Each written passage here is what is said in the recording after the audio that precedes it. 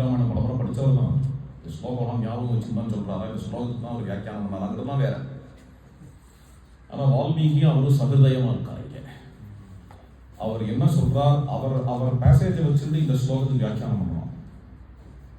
அவர் என்ன சொல்றார் அப்படின்னு நீங்க பார்த்தீங்கன்னா, இந்த இந்து மதமே அழிஞ்சாலும் அழியலாம். அது மாதிரியான ஒரு காலகட்டத்தில் சில பேர் இந்து மதத்தை பற்றி ஆராய்ச்சி பண்ணணும்.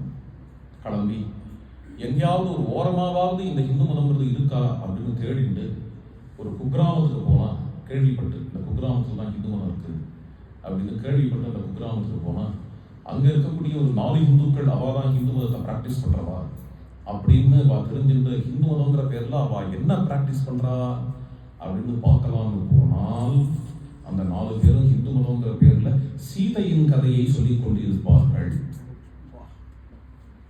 இதுதான் விவேகானந்தோட வார்த்தை.